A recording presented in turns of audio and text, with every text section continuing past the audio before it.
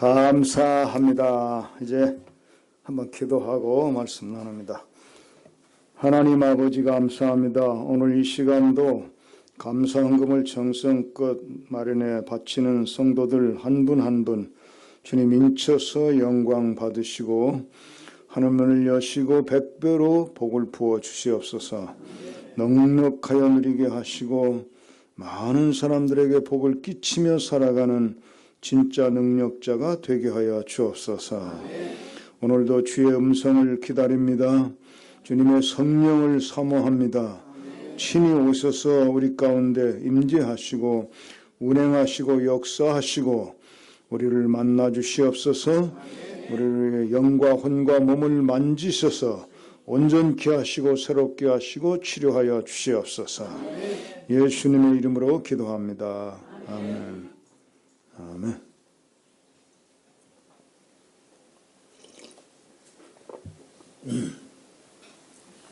한 번은 할아버지 3명이 버스 정거장에 이렇게 기다리고 있었는데 기다리다가 그 중에 한 할아버지가 야, 이거 늙어가니까 정말 기억력이 많이 떨어지더라. 야, 이게 우리가 지금 사는 건지 모르겠어. 그러니까 이제 다른 할아버지가 있다가 뭐 기억력 떨어지는 건 당연한 거지 뭐 얼마나 떨어졌는데 그래. 그러니까 우리 집에는 저 높은 데 있어가지고 계단이 많이 내려와야 이 다운타운까지 내려오는데 그 계단을 내려오다가 좀 무릎이 힘들어가지고 중간에 쉬고 앉아 있으면은 잊어버려.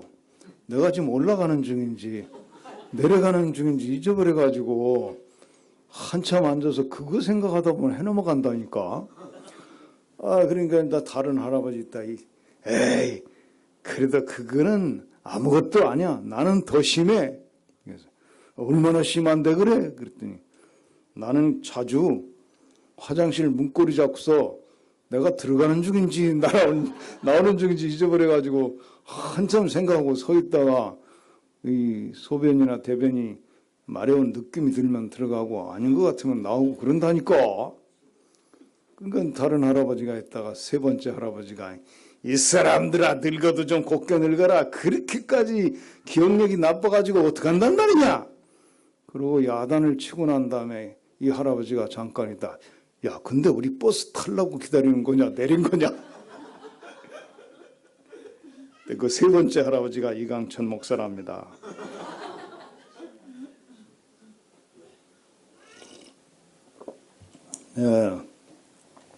제가 이제 이렇게 조금씩 늙어가는 입장에서 이렇게 옛날을 저도 돌아보면서 이 간증 설교하니까 저도 좀 새로워요. 젊었을 때 간증하는 동안은 나도 젊잖아요, 그죠? 그래서 그러는데 오늘은 이제 생존을 넘어서 사명의 세계로라는 주제로 그 부분에 맞는 이 간증 이렇게 하도록 되겠는데요. 여러분 제 배경은 너무 가난하게 사는 피난민이고 병들어서 절망적인 그런 어린 시절과 청소년 시절을 보내고 있었고 학교도 못 가서 이제 초등학교 졸업하고 중학교 못 간 상태에 있었기 때문에 그때 예수님을 만나고 제게 희망이 생기고 기도할 용기가 생겨서 저는 그때부터 이제 안 된다, 뭐가 없어서 안 한다, 못 한다 이런 얘기를 하지 않기로 하고 기도했더니 대학도 가고 유학도 가는 얘기까지 어제 했는데 다시 조금 돌아가서 제가 그렇게 이제 기도하고 정말 인생에 희망을 찾고 용기를 찾아가지고 이제 나는 잘 먹고 잘 살 거야 이런 믿음을 갖고 적어도 대학은 갈 거야 이런 믿음을 가지고 기도하고 했어요. 그러다가 이제 그 신학대학 그 시험 치러 가기 전이죠. 이제 전 청년 시절에 창세기를 또 읽었단 말이야.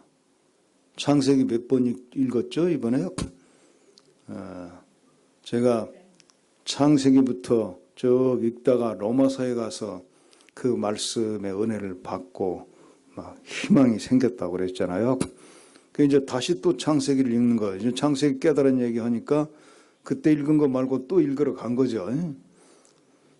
근데 두 번째 읽는다고 말할 수도 없어. 왜냐면 그때 한 번만 읽었다고 볼 수도 없잖아요. 몇 년이 지났으니까 이제 지났으니까 16살 때 이제 창세기도 예수님 만나고 다시 새로 읽었을 텐데 그 후로 이제 20살 넘고 22인가 3인가 하여튼 이렇게 더 가고 하면 25살 가까이 됐을 때일 거예요. 아마 이게요.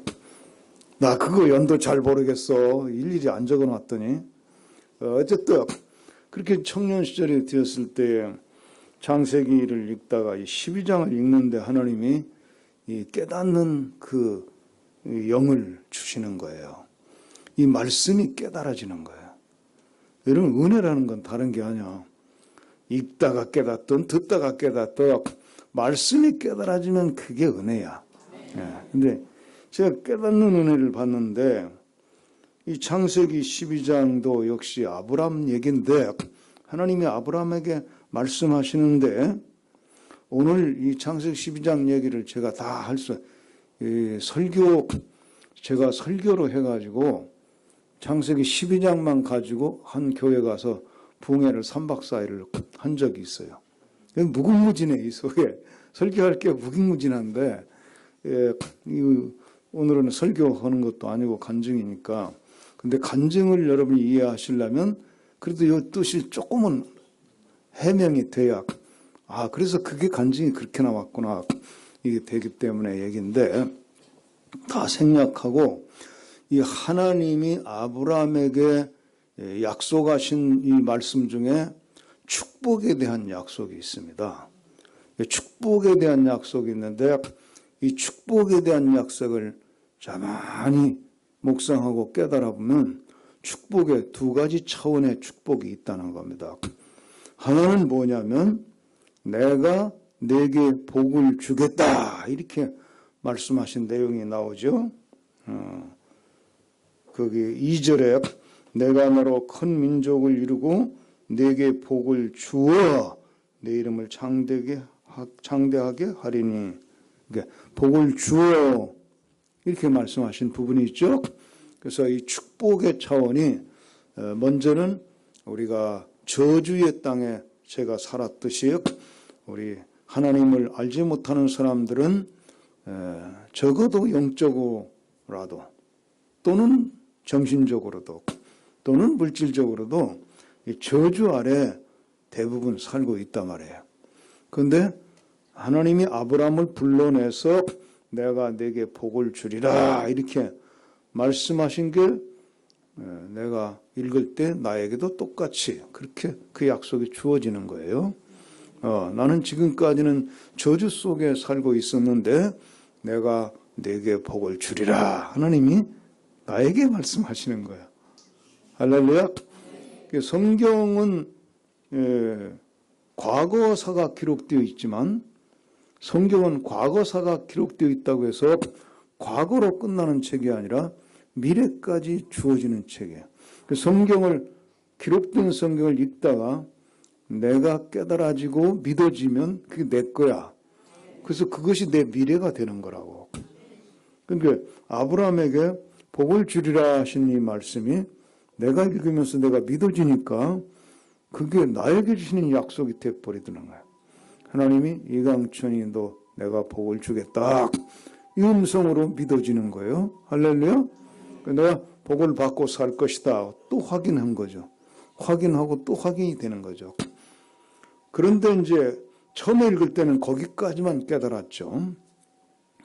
근데 이제 두 번째 깨닫는 간증이 이제 오늘 간증인데 이 청년 시절에 이 말씀을 읽다가 또 깨닫고 보니까 하나님이 말씀하신 축복은 내가 받아 누리는 축복 이 한 차원만 말씀하신 게 아니라 2절 끝부분에 보세요. 자, 2절 다시 한번 보겠습니다.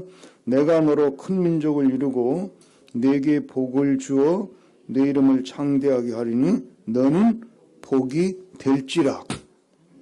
복이 될지라 하고 축복을 하셔요. 이제 이게 무슨 말이냐면 이걸 이제 아브라함에게 하신 말씀과 먼저 아브라함 넣고 생각하면 하나님이 아브라함을 불러서 아브라함에게 복을 주겠다 약속하셨고 그 다음에는 아브라함이 복을 받을 뿐만 아니라 아브라함이 복이 되는 거야. 아브라함이 복이 돼가지고 그 복이 누구에게로 가는 거예요? 천하 만민에게 복이 전달되는 거예요. 복이 되는 차원의 축복을 말씀하신 거예요. 자, 그러면 이제 이것이 깨달아지니까 이게 하나님이 이강천이에게 하신 말씀으로 이제 들려오는 거야. 내가 너에게 복을 줄 것이모. 그러면 나 이제 복 받고 사는 거라. 그것만 알았는데 그 다음에 하나님의 말씀이 들려오는 게 뭐냐면 너는 복이 될 것이야. 너는 복이 되어야 돼. 복이 되도록 하겠고 또 복이 되어 살아야 된다 이거죠. 그러니까 복이 되는 건 이제 나 말고 누가 있어야 내가 복이 되지. 나 말고 아무도 없으면 복이 되고 말고 할 것도 없어. 나만 복 받고 살면 끝나는 거지. 복이 된다는 건 나 말고 누구에게 복이 되는 거예요. 자, 가까운 데서부터 생각하면 남편은 아내에게 복이 될지라. 아내는 남편에게 복이 될지라. 복이 되어야 되는 거야. 누구에게인가? 그리고 부모는 자녀에게 복이 될지라. 자녀는 부모에게 복이 될지라. 형은 아우에게 복이 될지라. 아우는 형에게 복이 될지라. 이웃은 이웃에게 복이 될지라. 그런데 심지어 그 3절에 보면 너를 축복하는 자에게는 내가 복을 내리고 너를 저주하는 자는 내가 저주하리니 그만큼 복을 보장한다는 뜻이고 땅의 모든 족속이 너로 말미암아 복을 받으리라. 그러니까 하나님이 아브라함에게 복이 되어야 된다. 또 복이 되게 하겠다. 약속과 사명이야 이게. 약속인 동시에 사명이라고. 하나님이 아브라함을 복이 되게 만들어 줄 것이고 아브라함은 복이 되는 사명을 갖게 됐어. 근데 복이 되는데 어디까지 복이 되냐면 땅에 있는 모든 족속에게까지 아브라함이 복덩어리가 되는 거야. 자, 근데 그게 이제 이강천에게 들려왔단 말이야. 이 청년 시절에 이 말씀이 깨달아지고 들려왔어. 그러니까 이 말씀이 이제 내 거야. 그래서 그때부터는 제 인생이 정말 차원이 달라져 버리는. 여러분 오늘부터는 한 단계 올라가는 겁니다. 예, 이 밑에서만 좋아하면 안 돼. 한 단계 올라가야 돼. 높은 산으로 한 번 더 올라가는데 우리가 하나님의 복을 받는 비결은 어제까지 간증 다 된 거야. 뭐야? 회개하고 열심히 영접하고 말씀 붙들고 기도하면 다 받아. 할렐루야. 근데 이제 우리가 복을 받고 사는 걸로 끝나지 않아. 복이 되는 인생을 살도록 하나님이 계획하셨어. 자, 이렇게 하나님은 엄청난 위대한 인생을 계획해놓고 우리 보고 복이 되라고 하시는 건데 이걸 우리가 깨닫지 못하고 복 받고 사는 거, 맨날 복 받고 사는 거, 아직도 못 받아가지고 그냥 맨날 복 좀 달라고 아등바등 이거 복만 달라고 하는 이런 정도의 인생을 간다든지 아니면 그 정도도 못 돼가지고 맨날 생존, 먹고 사는 거, 무엇을 먹을까, 무엇을 입을까, 무엇을 마시고 살까, 어디다 짓고 살까, 이것만 맨날 붙들고 그냥 밤낮없이 먹고 사는 문제 이거 가지고 아등바등하고 이러고 살다가 죽으면 우리는 사실 억울한 거예요. 왜 억울한지 아세요? 하나님 그 이상으로 살도록 계획을 해놨어. 복이 되어 살도록 계획해놨단 말이야. 나 때문에 이강천이를 통해서 또 여러분을 통해서 더 많은 사람들이 막 복을 받게 되고 누리게 되는 이런 세상을 만들기 위해서 하나님이 여러분의 인생을 부르시고 그런 계획을 가지고 그렇게 좀 살았으면 좋겠다. 하나님이 그렇게 계획을 해놨는데 우리가 밤낮없이 먹을 거나 걱정하고 막 이 생존 문제라는 게 그거예요. 어떻게 해야 살아남는가? 도대체 우리 어떻게 이 땅에 우리가 먹고 사는가? 이거란 말이에요. 근데 이것만 가지고 아등바등하고 산다는 건 사실 억울해요, 우리는. 좀 더 의미 있고, 좀 더 가치 있고, 좀 더 보람 있고 말이죠. 그런 삶을 우리가 누려야 될 거 아니겠어요? 근데 하나님은 그렇게 살도록 계획해 놓았다는 거야. 너는 복이 될지라. 복이 되어 사는 거야. 이야, 이걸 깨닫게 되니까 새로운 세상이 열려버리는 거야. 할렐루야? 이거 이미 깨닫고 이렇게 사시는 분들이 많이 계시겠지만 혹시 오늘 깨닫게 되면 오늘부터 여러분의 인생은 차원이 달라지는 거야. 복을 못 받아가지고 맨날 안달하는 이런 정도의 인생이 아니고 복을 봐서 누리고 복이 막 나를 통해서 사방으로 막 흘러가는 거야. 그래서 사실은 이 말씀이 옛날 번역에는 복의 근원이 될지라 이렇게 돼 있어. 그러니까 내가 더 놀랬지. 내가 무슨 복의 근원이 돼요. 그런데 복의 근원이 될지라 이게 내 얘기가 아니라 하나님 얘기잖아. 그러니까 이거 굉장한 거지. 근데 이제 복의 근원이란 말은 내가 나만 복 받는 게 아니라 내게서 복이 솟아나가지고 막 다른 사람도 복을 누리도록 흘러간다는 뜻이야. 그래서 원래 히브리어 성경에는 복의 근원이란 말은 없더라고. 근데 이 번역하는 분들이 의미로 그런 의미구나 이렇게 의미로 번역을 했었는데 지금 개정판이 나올 때는 그 히브리어 원문 그대로 복이 된다는 말로 번역을 했어요. 그게 그 뜻이야. 똑같아 사실은. 그래서 이 복이 되어 사는 차원의 축복을 하나님이 아브라함에게 말씀하셨는데 어쩌다가 내가 그걸 깨닫게 된 거야. 그러니까 이강천이가 갑자기 인생이 팍 업그레이드 되는데요. 현실은 그때 나의 현실은 아직도 먹을 게 없어가지고 배가 고파요. 현실은 배가 고픈데 기도실에 딱 들어가면은 하나님 나 배고파요. 먹을 것 좀 주세요. 이러고 기도하고 있는 게 아니라 기도가 한 단계 올라간 기도를 하고 있는 거야. 무슨 기도냐? 하나님 내가 지금은 배가 고프지만은 장차는 이 배고픈 사람들 다 먹이며 사는 인생을 살게 해주세요. 이렇게 기도하게 되는 거예요. 복이 되는 거. 나는 현실적으로 지금 아주 가난하고 아직도 배가 고프고 그래요. 근데 기도가 먼저 복이 되는 쪽으로 가버리는 거야. 할렐루야. 이게 내가 받은 축복 중에 굉장히 큰 축복입니다. 내가 현실적으로는 굶주리고 있는데 남을 먹이고 있는 거예요. 기도 속에서는. 그런데 기도 속에서 먹이면 현실에서도 먹이게 되더란 말이야. 할렐루야. 그 기도가 응답이 되니까. 그래서 저는 이걸 깨닫는 다음부터는 기도실에 들어가서 좀 먹고 살게 해주세요. 이런 기도 전혀 할 필요도 없는 거야. 남을 먹이며 살게 해주세요. 이렇게 기도해버리는 거야. 한 단계 올라가 버렸어. 현실보다 기도가 한 단계 더 올라간 거죠. 이렇게 기도하니까 그게 갭이 있지요. 현실적으로 있는데 나중에 살다 보니까 이게 올라온 거예요. 현실도 올라오는 거예요. 내가 줄 수 있는 인생을 살게 되는 거예요. 할렐루야. 그렇게 됐고요.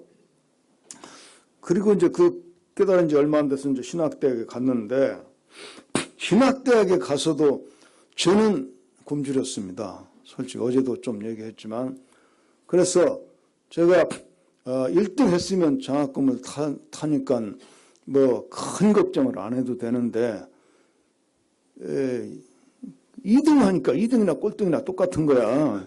장학금 못 타는 건 똑같은 거야. 그래가지고 장학금이 없는데 첫 학기는 하여튼 그 미국인 교수가 해줬기 때문에 일단 공부는 시작이 됐는데 나는 방학이 싫은 대학생이었어요. 낭만이 없지 그러니까. 어? 방학이 되면 대학생들은 얼마나 좋아요. 막 캠핑도 가고 말이죠. 응? 남녀 짝짝이 그냥 이렇게 캠핑도 가고 놀러 가고 하면서 이 청춘을 즐기는 그게 대학생 생활 중에 일부이기도 한데 나는 그런 걸 할 겨를이 없는 거예요. 왜? 방학하면 그다음학교 등록금 걱정해야 되기 때문에 도대체 방학이 싫은 사람이었는데 현실은 또 방학이 온다고. 반갑지 않은 방학이 오는 거고 등록금 걱정해야 되는 거고 그래서 저는 그 등록금을 마련하기 위해서 별의별 걸 다 했어요. 웹판원 그 물건 갖다 집집 다니면서 파는 거. 그래서 웹판원 한다고 나 하다가 별로 돈은 못 벌고 사회적인 경험은 좀 했죠. 높은 사람 찾아가려고 청와대 한번 팔러 가볼까 하고 갔다가 걸려서 혼나고 쫓겨나고 국무총리실이라도 한번 가볼까 하고 못 들어갔어요. 예, 들어갈 수가 없어요. 이게 아무나 들여보내지 않으니까. 그러다가 겨우 내려서 마포 경찰서장 방에 한번 들어갔네요. 거기도 들어가기 힘들더라고. 근데 마포 경찰서장한테 가서 이 물건 좀 하나 팔아주셔서 나 지금 독고학하고 있는데 하나 팔아주시오 그랬더니 자네 정신이 참 좋네. 그런데 내가 그걸 팔아주면은 이건 동정이 되는 것이 난 그거 필요 없어. 근데 자네가 내 동정이나 받고 살아서는 안 될 것 같은데? 어때? 내가 팔아줄까? 팔아주지 말을까? 와, 대단하대. 그 내가 뭐라고 대답하면 팔아주지 마시오. 필요치 않은 거면 팔아주지 마시오. 동정하지 마시오. 나 동정은 받고 싶지 않소. 그 정도 돼야 성공하는 거야. 아씨, 얼마나 성공하는 줄 알아? 그리고 이제 경제적으로는 조선일보 사장 한번 만나봤는데 그 사람도 똑같은 얘기 하는 거야. 난 그건 필요 없어. 내가 널 동정하고 싶지도 않아. 자네 고생하는 김에 더 고생해서 이 사회가 현실이 뭔지 좀 알고 성공하게. 좋다. 나 팔아주지 마라. 아직까지. 그런 경험도 해보고 나중에 이 교회가 예배당 따로 있고 교육관 따로 있는 교회가 있는데 그 교육관이 상가 건물에 그 한 층을 사가지고 교육관으로 쓰는 교회가 있었어요. 그래서 그 목사님 찾아가가지고 아주 사정 이게 예배당 안에 딸려 있으면 곤란한데 이제 따로 상가에 붙어 있으니까 그걸 좀 빌려달라고. 내가 친구 한 사람하고 영수학원을 열어서 이 교육관을 좀 평일에는 쓰지 않으니까 교육관을 쓰는 주일날은 할 것도 없고 또 수요일도 쓰면 그날은 빼고 나머지 교회에서 안 쓰는 날 이제 빌려주시면 여기다 학원을 열어가지고 내가 돈 좀 벌어야 등록금을 마련하니까 빌려달라고 막 좀 사정하고 때를 썼더니 또 빌려주시더라고. 그래서 친구하고 영수학원을 열어서 학생 모집해가지고 가르치는데 제가 뭘 가르쳤냐면 수학을 가르쳤어요. 제가 수학을 잘했어요. 왜냐하면 이 검정고시 준비하는데 수학이 제일 어려웠어요. 제일 어려워서 문제가 안 풀리는데 특히 방정식 처음 공부할 때 방정식이 이해가 안 되는 거예요. 이게 이해가 안 돼서 풀어보면 정답이 안 나오는 거예요. 근데 어디 가서 배울 데가 있어야지. 학원도 없지만 학원 있어도 돈 없어서 못 가. 그래서 우리 동네에 고등학교 이상 졸업했거나 다니고 있는 친구들한테 가서 다 물어봤는데 아무도 못 가르쳐 주더라고. 그 사람들은 왜 학교 다니는지 나 이해가 안 가요. 왜 돈 주고 학교 다니고 모르는지 모르겠어. 아무도 가르쳐 주는 사람 없어요. 그래서 이걸 어쩌나 하다가 죽은 자도 살리시고 없는 데서 있게 하시는 하나님이 수학 방정식을 알고 계실까? 여러분, 하나님 방정식 알아요, 몰라요? 하여튼 알고 계실까? 이런 생각이 들더라고. 그러나 전능자가 그거 모른다면 또 전능한 게 아니겠지. 그래가지고 기도하면 하루 종일 막 기도하고, 하나님 이 방정식이 방정맞게 도망다녀서 나 붙잡겠는데 안 잡히는데 이게 도대체 어떻게 되어가는 원리인지 가르쳐달라고 그렇게 이제 기도 하루 종일 했어요. 생각나도 풀어보면 안 맞고 풀어보면 안 맞고, 하나님 빨리 좀 가르쳐서 왜 이렇게 하나님 모르세요 이거? 근데 그날 해가 넘어가더라고. 시골이라 해가 빨리 산에 걸치잖아. 그때 순간 하나님, 내가 아침부터 기도하는데 지금 해 넘어갑니다. 근데 그 순간 뭐가 딱 떠오르는 거야. 그래서 그 떠오르는 그 생각을 가지고 방정식을 풀었더니 정답이 나온 거야. 그때부터는 방정식이 아무리 어렵게 꼬아서 막 만들어놔도 다 풀리는 거야. 이게 그래서 내가 이 방정식을 하나님한테 배운 사람이라고.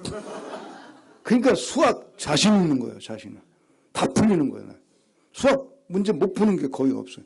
수학은 시험 쳐보면 검정고시 쳐도 90점 이상 다 받는 거예요.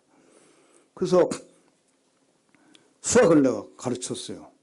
참, 하나님한테 배운 수학을 가지고 지금 등록금 버는 거예요, 내가. 그렇게 하고 말이죠. 이렇게 해나가는데 등록금 벌고 기숙사 이제 그 방 들어가는 비용 또 하고 이러고 나면 돈이 없어요. 돈이 없으니까 신학대에서 공부하면서도 밥 사 먹을 돈이 있어야지, 이게. 예, 전국에서 제일 싸요. 그 신학대학 식당 밥이 제일 싼데도 못 먹는 거야. 그렇게 이제 굶주리면서 이렇게 공부를 하는데,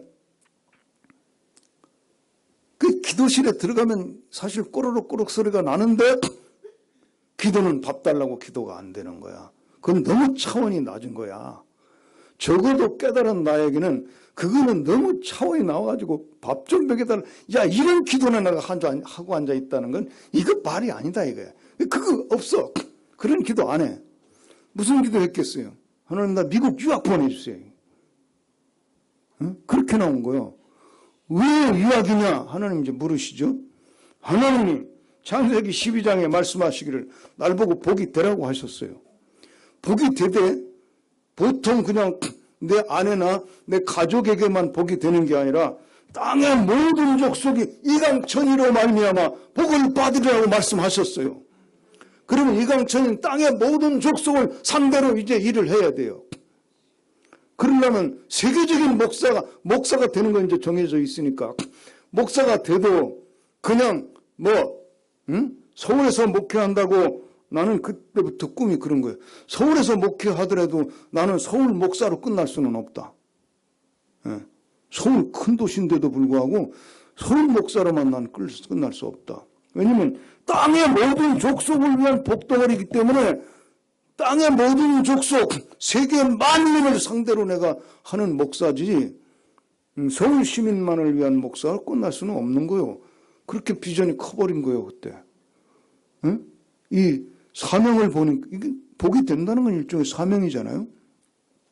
이 사명을 깨닫고 나니까 이 꿈이 그렇게 거대하게 커져가지고 현실이 아무리 굶주리고 있어도 이 큰 꿈이 나를 끌고 가니까 하나님, 난 미국 유학 가야 돼요. 왜냐면 천하 만민 모든 족속을 상대로 내가 앞으로 일을 해야 되는데 현재는 준비하는 학생이니까 공부를 거기까지 해서 미국 유학까지 해서 내가 전 세계를 상대로 일을 해야 되겠다 이겁니다.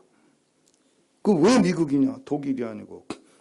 독일도 좋은 나라지만은 미국이 현재 최강대국이고 미국의 유학도 제일 많은 사람들이 오고, 그래서 내가 미국 유학을 가야 이 최강대국이 세계를 좌지우지하고 있으니까 세계적인 안목도 내가 생겨야 되고 세계적인 언어인 영어도 더 지금보다 훨씬 더 활발하게 해야 되고, 그 다음에 세계에서 오는 그 유학생들과 내가 만나서 친구가 돼야 세계적인 네트워크를 벌써 형성하는 거 아닙니까?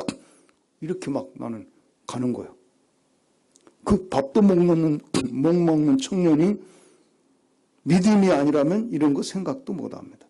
그리고 말씀이 내 안에 이 사명으로 들어오지 않았다면 그런 거 꿈꿀 수가 없는 거죠. 그런데 그런 막 꿈이 생기고 그런 당위성이 생기는 거야. 나는 반드시 미국 유학 가야 됩니다.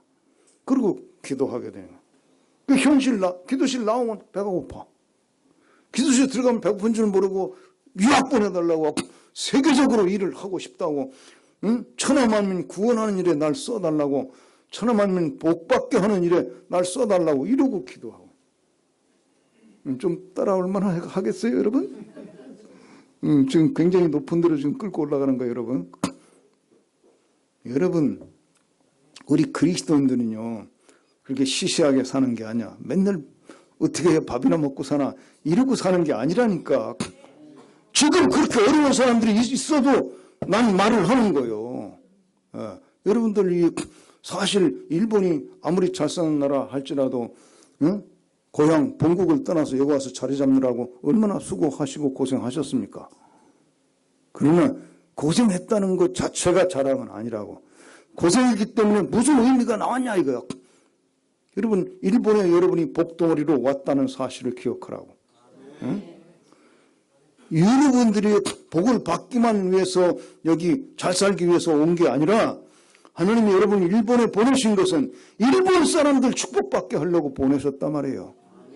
이렇게 이 사명을 깨닫고 그걸 기도해야 우리 인생이 확 커버리는 거예요. 할렐루야? 또 일본 분들은 나만 여기서 복받는 게 아니라 우리 나라 전체를 복받게 할 것이며 더 나아가서 이웃나라, 일본 때문에 한국 사람도 복받아야 되고 일본 때문에 말이죠. 대만 사람도 일본 때문에 아프리카 사람도 막 다 복을 받는다. 이런 역사를 위해서 우리가 기도하면 현실이 또 그렇게 기도를 따라온다니까. 이게 신앙의 비결이에요. 기도하다 보면 현실이 기도를 따라와요. 할렐루야? 그래서 이제 굶주리면서도 나는 세계를 지금 꿈을 꾸면서 미국 유학을 가야 된다고 기도하고 결국 갔다 오게 되더라고. 이거 그냥 갔다 왔고, 갔다 온 얘기 어제까지 했잖아. 갔다 왔어. 가서 이제 돌아오게 되니까 내가 그 학교 장학생일 뿐만 아니라 교단 장학생이잖아. 교단에서는 이제 이놈을 귀국하면은 어디다 쓸까? 교단 어른들이 딱 계획을 하고 있는 거예요. 딱 보니까 서울신학대학 교수를 하라. 그때 유학 다녀온 사람도 별로 없으니까 당연히 그리 가게 되죠.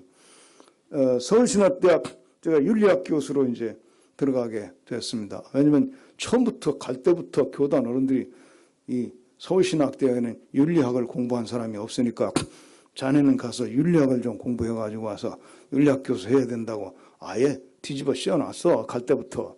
그러니까 귀국한다니까 딱 그 윤리학 교수 들어가게 된 거죠. 자, 이제 교수가 되니까 비로소 미국 국유학 시절도 뭐 굶주리지는 않았어요. 왜냐면 그 장학금이 먹는 것까지 나왔기 때문에. 풀 스칼라십. 잠자는 거 먹는 것까지 다 나오고 이 도서비까지 나왔으니까 말이죠. 책 사볼 돈까지 주었으니까 이건 뭐 생존 문제는 이제 더 이상 문제가 안 됐죠. 안 됐는데 이제 교수가 되니까 한국에 돌아와서도 교수가 되니까 생존 문제는 이제 기도 안 해도 될 뿐만 아니라 아예 염려가 없는 거예요. 한국에서 교수 수준이면 살만해요. 근데 중국은 좀 다르더라고. 중국은 가보니까 교수 우습게 여기더라고. 월급도 적고.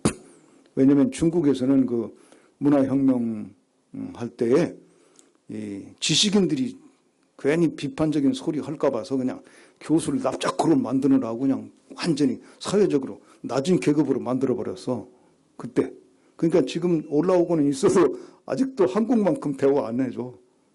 그런데 한국에서는 교수하면 살만하잖아요. 그죠? 일본은 내가 잘 모르겠어. 그 생존 문제는 이제 전혀 걱정이 없게 됐는데, 그러면 내 영혼아, 이만큼 살게 되었으니 편안히 잘 먹고 잘 살고 누리자 이러고 끝내요? 나는 그렇게 살고 싶지 않더라고. 내가 잘 먹고 살게 됐다고 그냥 편안히 살자 이게 아니야. 뭐야? 복이 되는 차원 자꾸 가야지. 어떻게 하면 내가 많은 사람들에게 복이 되어 살까? 이게 기도 제목이니까. 그래서 저는 서울신학대학 교수가 되자마자 학생운동을 하나 일으켰는데, 학생운동 가운데 이제 이런 이름입니다. 심플 라이프 스타일 운동이라는 걸 일으켰어요. 심플 라이프 스타일 운동이 뭐냐? 심플이란 말은 단순하다, 간단하다, 검소하다 하는 뜻이고, 라이프 스타일은 생활 양식, 생활 방식, 살아가는 스타일이란 말이에요. 그럼 그게 뭐냐? 쉽게 얘기하면 이런 겁니다. 지금 한국 본국에서는요, 명품족이라는 말이 생겼고 명품족이라는 사회 그룹이 생겼습니다. 명품족이라는 건 뭐냐면 돈이 많아가지고 모든 물건을 명품으로만 쓰는 겁니다. 예를 들면 핸드백 하나 들고 가는데도 이 명품족들은 뭐 10,000원 단위, 100만 원 단위 핸드백이 아니에요. 핸드백이 아니고 1,000만 원 단위 이상은 들고 다녀야 명품적이에요. 핸드백 하나에 1,000만 원 이상이라고. 이걸 들고 나는 이런 정도의 사람이다 폼재고 다니는, 이게 명품적이에요. 그런데 심플 라이프 스타일이라는 건 이런 명품적이고 정반대야. 반대라서 1,000만 원짜리 가방을 들어야 살맛이 난다. 이건 머리핀, 골빈 족속이다 이렇게 생각하고 1,000만 원짜리를 살 수 있는 능력이 있어도 1,000만 원짜리 안 사고 10만 원짜리 사가지고 당당하게 걸어다녀. 꿀리지 않고 걸어다녀. 그러면 1,000만 원이 있는데 10만 원짜리 샀으니까 얼마가 남아요? 990만 원이 남아요. 990만 원을 절약해가지고 어디다 쓰느냐? 굶어 죽는 사람 먹여 살려. 복음을 듣지 못한 사람들에게 복음을 전하기 위해서 선교사를 파송하고 후원을 해. 990만 원의 가치가 그렇게 쓰일 수 있다 이거야. 그렇기 때문에 우리가 할 수 있는 대로 아껴 쓰고 남겨서 다른 사람을 살리는 일에 쓰자. 그러니까 하나님의 말씀이 내 이웃을 내 몸과 같이 사랑하라. 이것이 큰 계명이다 했으므로 그 사랑을 성취하기 위해서 쓴다 이거야. 그리고 또 복음을 만민에게 전파하라 했으니까 그걸 이루기 위해서 우리가 아껴가지고 그 돈을 쓴단 말이에요. 이 두 가지를 이루기 위해서 쓸 때에 가치가 최고 가치가 나는 겁니다. 그러니까 우리 심플 라이프 스타일 운동이라는 건 돈을 벌지 말자는 뜻이 아니라 버는 건 열심히 벌자. 많이 벌자. 할 수 있는 대로. 할 수 있는 대로 많이 벌자. 그러나 많이 벌었다고 아무데나 풍풍 많이 쓰는 게 아니라 할 수 있는 대로 아끼자. 아껴서 남긴단 말이에요. 남겨서는 뭐하냐? 복이 되는 일을 위해서 쓴다. 할렐루야. 남을 살리기 위해서 쓰고 사랑을 실현하기 위해서 쓰고 영혼을 구원하기 위해서 쓰고 이런 일에 쓰는 운동을 하는데, 그때 신학대학 학생들이 돈이 많아서 그걸 한 게 아니야. 없을 때부터 그렇게 정신을 집어넣고 그 가치관을 집어넣기 위해서 한 것이지 무슨 돈이 많아서 했기라는 게 아니야. 그러니까 용돈 절약 운동하면서 그 방향으로 쓰는 운동을 한 거죠. 해서 첫째로 이제 적용은 어디다 했냐면, 아껴서 뭘 하게 했냐면, 우리 학교에서는 돈이 없어서 굶주리는 학생 하나도 있으면 안 된다. 우리가 다 서로 먹이자 이 운동한 거예요. 내가 신학생 때 굶어봤거든. 근데 내가 교수할 때도 굶는 학생들이 많은 거야. 아직도 많으니까 나는 그걸 표어로 내걸었지. 우리 학교는 굶는 사람 없다. 우리 학교 학생 중에는 굶는 학생 없다. 그래서 교수들도 막 내가 설득해서 당신 월급의 10%를 떼서 내놔라. 이 굶주리는 학생 먹이는 기금으로 해야 된다. 그렇게 교수들도 설득하고, 학생들은 뭐 월급 받는 애들이 아니니까 너네들 용돈 조력을 해라.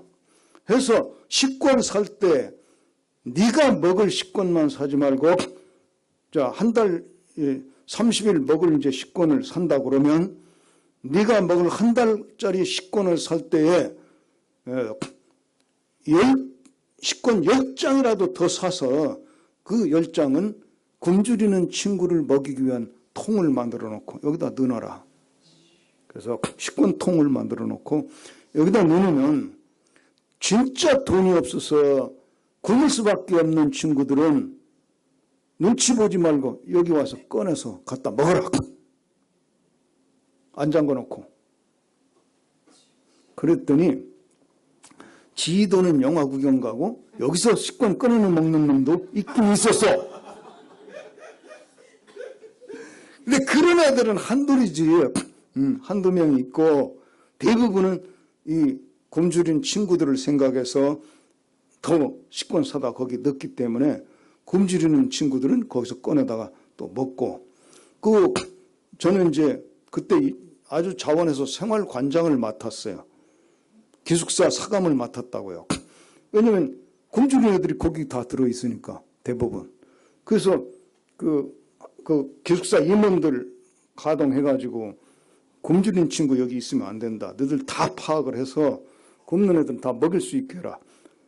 돈이 식권통에 다 식권 우리가 매일 얼마나 들어있는지 또 검사는 하죠. 안 들어있으면 내가라도 사다 넣어놓고 해서 이거 굶주리는 친구 있어서는 안 된다. 이 공부하는데도 전념해야 되는데 배고프면 이게 공부가 되냐 말이야. 그러니까 이걸 반드시 우리가 다 공동체로서 이건 공동의 운명이지 너는 가난하니까 굶고 나는 부자니까 먹고 이거 안 된다. 하나님은 그거 기뻐하시지 않는다. 이래가지고 이제 그런 운동을 해서 우리 학교에는 굶주리는 학생 없도록 했습니다. 그렇게 하고 그걸로 끝날 수 없다. 우리는 없을 때부터 통짜베개를 크게 가져야 되고 비전을 크게 가져야 되고 사명을 크게 느끼면서 살아야지 해가지고 이 젊은이들을 훈련하기 위해서 용돈 절약해가지고 우리가 선교사 후원하는 운동을 해야 된다.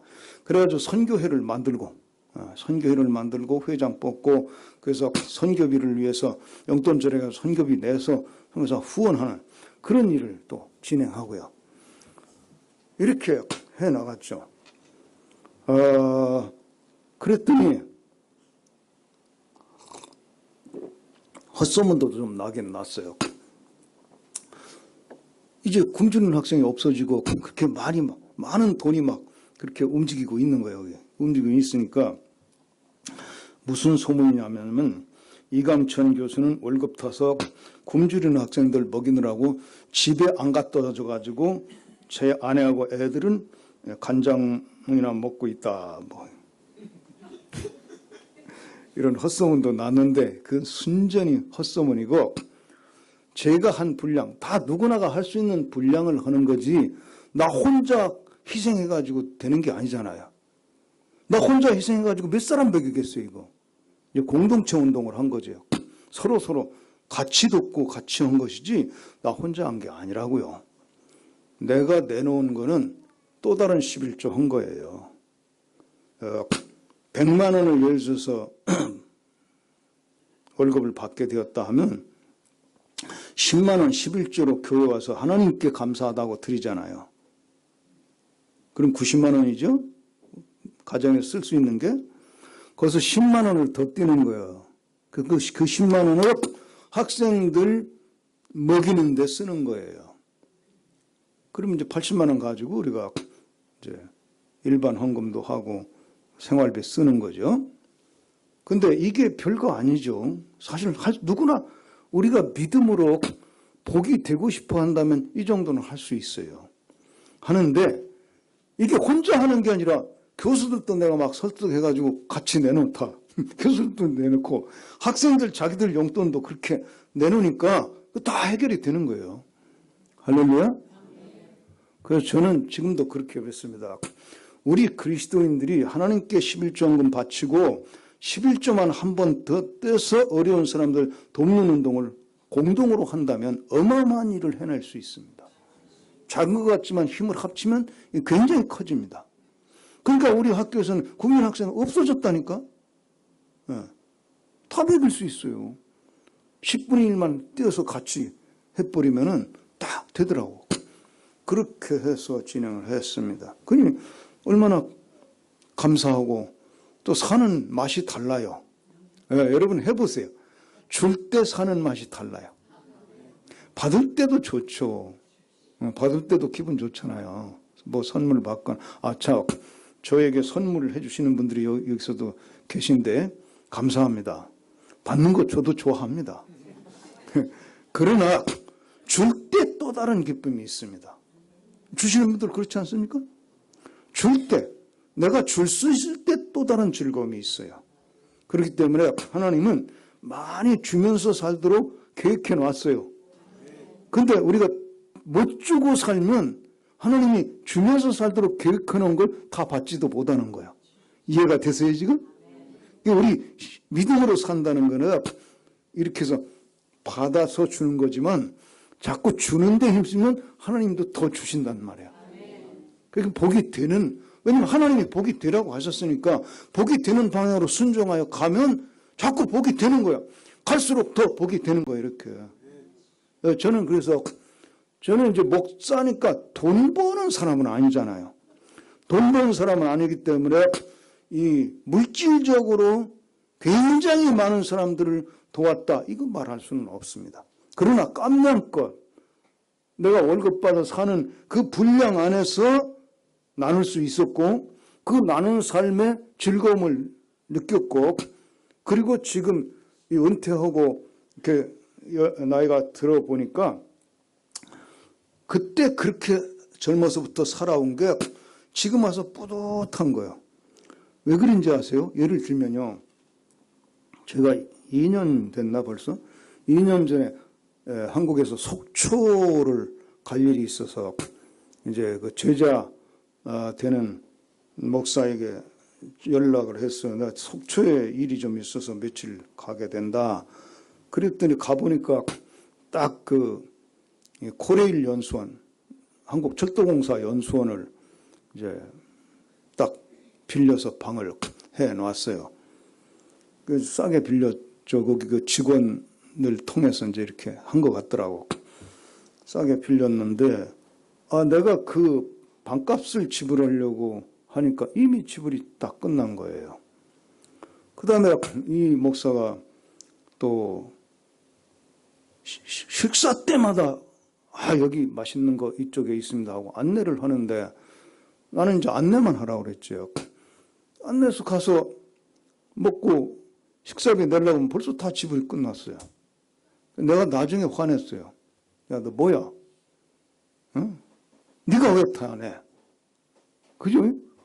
아니, 내가 갔는데 왜 내가 페이하지 않게 하고 지가 다 페이하냐 말이야. 그래서 내가 오히려 화를 냈어요. 네가 왜 다 페이해? 응? 네가 페이해야 될 이유가 없잖아. 내 밥값 내가 내려고 그러는데 왜 네가 다 내버려? 아니 목사님 그거 한두 끼 가지고 왜 그러세요? 제가 그 정도 대접은 좀 해야 되지 않겠습니까? 내가 한 끼 정도 대접은 하는 건 또 뭐 후배로서 제자로서 내가 받을 수도 있지만 끼니마다 이렇게 하는 건 난 내가 즐겁질 않아. 목사님 그러지 마세요. 저는 이 정도 갖고 목사님 은혜 다 못 갚아요. 무슨 은혜야 내가. 응? 난 잊어버렸거든요. 무슨 은혜야. 그랬더니요. 그가 학생 시절 얘기가 아니고 이 친구는 전도사 시절에 어느 교회에서 전도사로 일을 하다가 거기 담임 목사님 바뀌면서 자기가 나가게 돼서 나왔는데 다른 교회로 연결이 안 돼가지고 실업자로 1년을 산 적이 있대요. 실업자로 1년 살았대요. 근데 그때 제가 자기 그 전도사 통장에 매달 100% 생활비는 아니겠죠. 아니, 내 생활비도 필요한데 그 생활비 내가 100% 대줬으면 우리는 어떻게 살아? 100% 아니지만 하여튼 매달 통장에 1년 동안 들어왔다는 거야. 그런 게 있었냐? 여러분, 남을 도와주는 건 잊어버리는 게 원칙입니다. 내가 감사했어. 아, 난 잊어버렸고, 도와주고서도 난 잊어버리고 살았구나.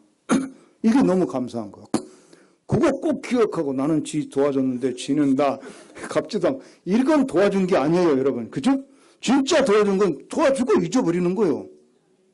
그 잊어버리고 살았는데 자기는 그때 은혜를 생각하면 이 정도 대접하는 거 가지고 아무것도 아니니까 편안히 대접을 좀 받으세요. 뭐 2박 3일 계시는데 2박 3일 동안 제가 다 책임지고 대접할 테니까 좀 그냥 편안히 받으세요. 막 이러고 난리치는 거예요. 아, 그런 일이 있었구나. 근데 내가 속초에 왔다는 얘기를 다른 목사가 또 듣고 또 찾아온 거예요. 찾아와서 이제 이렇게 대화를 하다가 자리 뜨기 전에 뭐 봉투를 하나 내놓는 거야. 뭐야? 내가 그랬더니 그 용돈 좀 드리고 싶어서요. 용돈? 웬 용돈이야? 아니, 목사님 은퇴하셨는데 이 후배가 용돈 좀 드리는 게 뭐 어때요? 그러면서 줘요. 근데 받아봤어요. 받았더니 이게 두꺼워요. 봉투가 너무 두꺼워. 왜 이렇게 두꺼워? 아, 그거 얼마 안 돼. 100만 원밖에 안 되는데요, 뭐. 아니, 목사가 100만 원이면 이게 너무 크잖아요. 선배에게 드리는 용돈으로서 너무 크잖아요, 100만 원. 아니, 그게 무슨 굉장히 막, 응? 한 달에도 몇억 원씩 버는 사업가라면 몰라도 이거 월급 받아서 하는 목사가 100만 원을 내놓는다는 게 너무 크잖아요. 근데 부담이 돼가지고, 뭐, 이거 용돈 아니고 막, 뭐, 뇌물이면 안 이거. 안 받아. 그 도로 내놓으니까, 목사님, 좀 받아주세요. 제 마음도 좀 즐거워야 되지 않겠습니까? 이걸 주는 게 자기에겐 즐거움이라는 거야. 그러면서 내놔서, 야, 그래도 이건 너무 크다. 네가 나한테 이렇게 큰 용돈을 내놔야 될 이유가 없는데 이거 너무 크다. 나 부담스러워 안 갖는다. 근데 그 목사가 또 그러는 거야. 목사님, 저는 이거 100만 원 용돈 드려도 목사님에 다 못 갚습니다. 또 이러네? 무슨 은혜?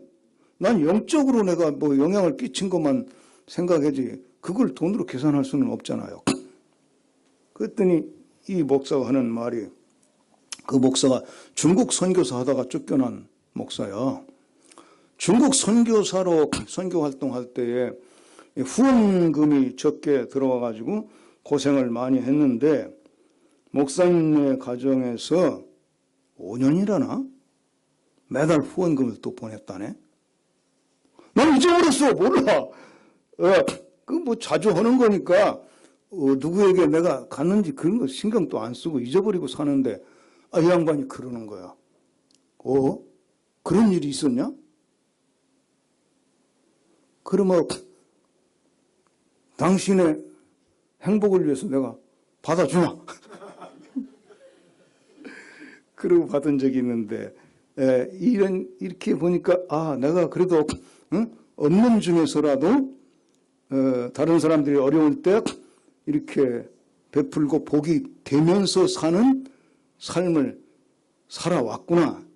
이런 확인이 되더란 말이야. 근데 여러분, 이건 여러분도 다 그렇게 살 수 있어.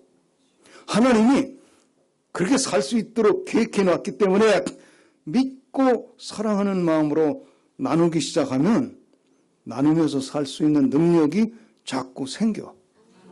할렐루야. 그렇게 되고,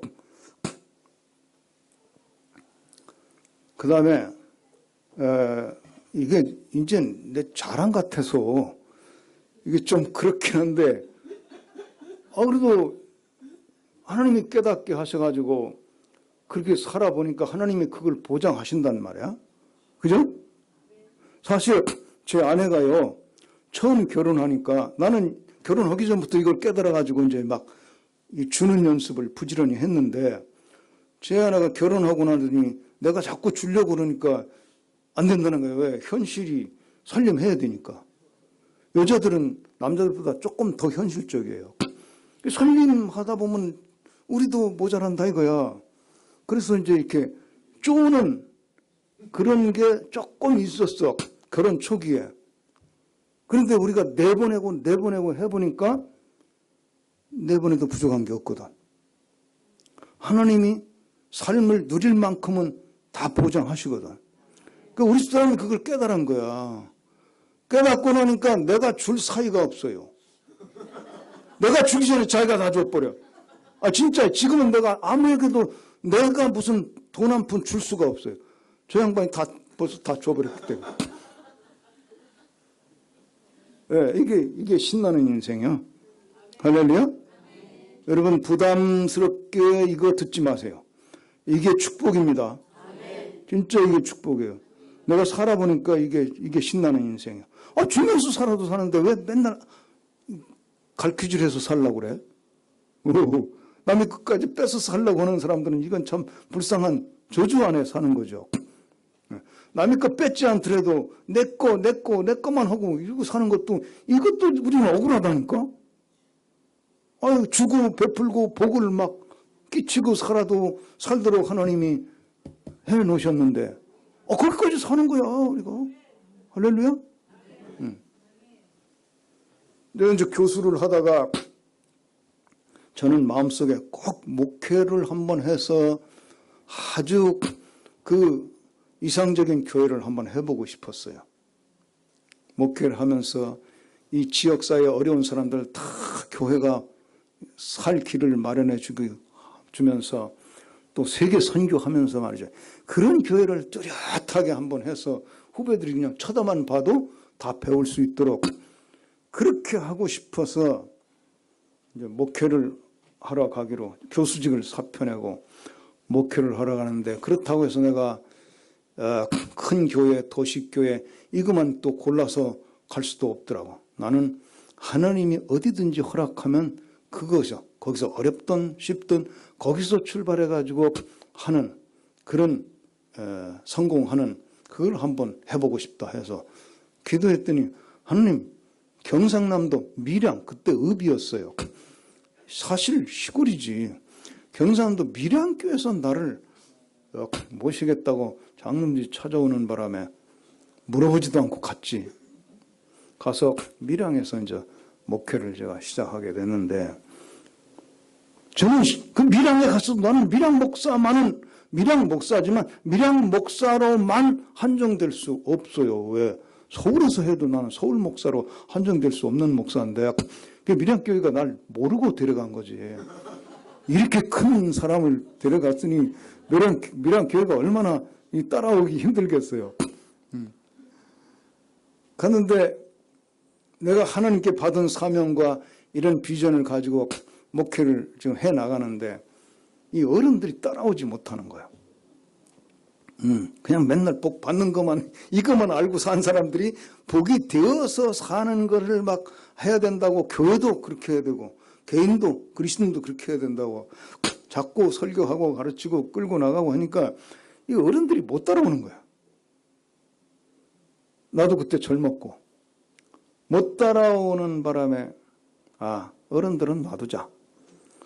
좀 더디게 따라올 테니까 놔두고 젊은이들부터 이 방향을 확 틀어서 젊은이들이 달려가게 하고 어른들은 그걸 보고 조금씩 우리도 더 늙기 전에 한번 달려보자 이렇게 할 수 있도록 하는 전략을 바꿔가지고 청년들을 제가 좀 지도하기 시작했어요.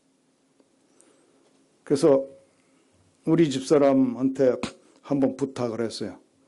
청년 임원들하고 내가 대화하는 시간을 좀 가지려고 그러니까 토요일 날 저녁 식사 준비를 좀 하되, 임원들 다 오면 한 10명 넘게 오죠.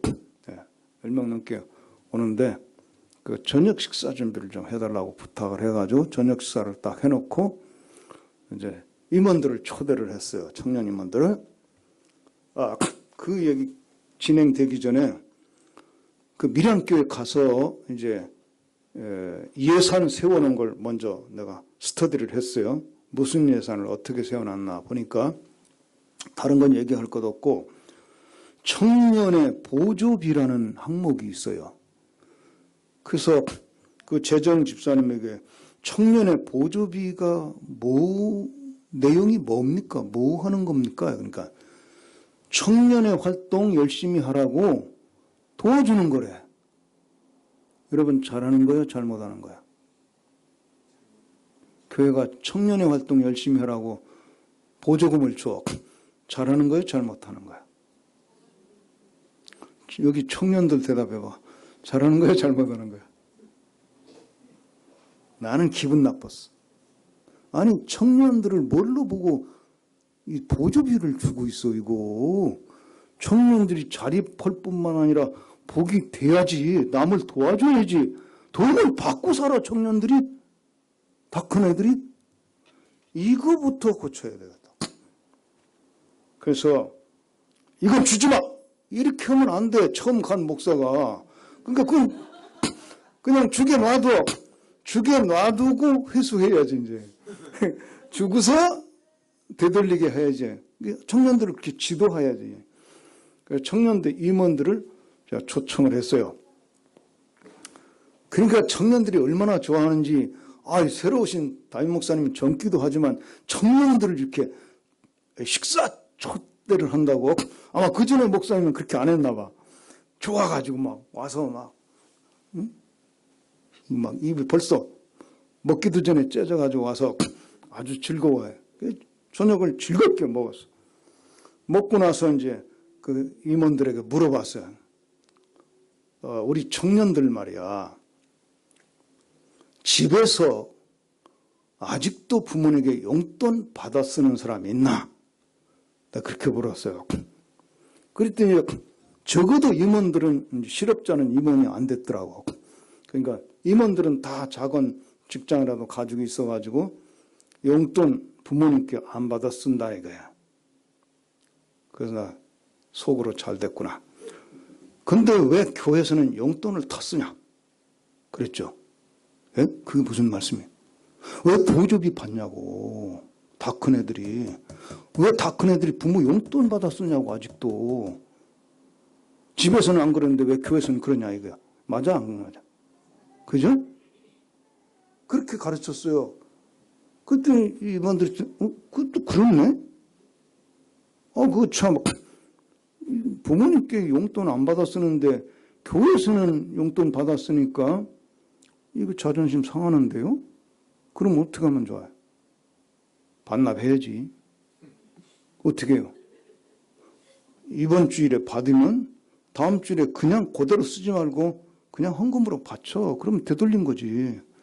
그러니까 이거 지출하지 말라. 나 안 할 테니까 너네들이 알아서 받아가지고 쓰지 말고. 이거 쓰면 창피해. 다 큰 애들이 왜 부모한테 용돈 받아? 자립해야지. 그랬더니 이 청년들이 알아듣고 매달 지출은 하는데 다음 주일 되면 다시 헌금으로 올라와요. 그렇게 한 2달 지난 다음에 나는 청년들은 좀 빠르게 따르니까 내 속도도 좀 빨리 가서 한 2달 지난 다음에 또 저녁 식사 초대를 또 했죠. 또 왔어요. 그래서 또 저녁을 먹은 다음에 내가 이렇게 또 물었어요.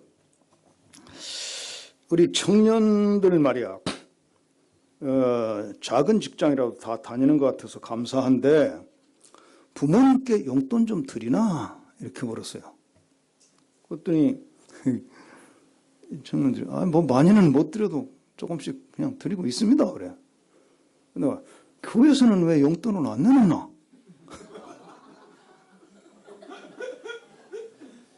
그건 또 무슨 말씀이야? 이 사람아, 부모님께 용돈 드리시지. 청년회가 우리 교회를 위해서 뭐 재정을 좀 쓰는 게 있어야 될 거 아니야. 청년회가. 그래요? 그것도 맞는 얘기인데요. 그럼 어떻게 하면 좋을까요? 그래. 내가 구체적으로 해놔. 너희들이 돌아봐서 우리 교회에 꼭 필요한데 없는 게 있으면 자네들이 헌금해서 사다 놔. 그리고 바쳐. 그러면 대예배 때 청년회가 뭘 바친다는 내가 정식으로 헌납식까지 하고 축복기도 해줄 테니까 그렇게 해봐. 그랬더니 이 청년들이 알겠습니다. 해보죠. 저는 이 나이 돼도 청년들을 참 사랑합니다. 왜냐하면 청년들을 가르치면요, 가르치는 대로 배워요. 근데 나이 있는 분들은 가르쳐도 안 배워.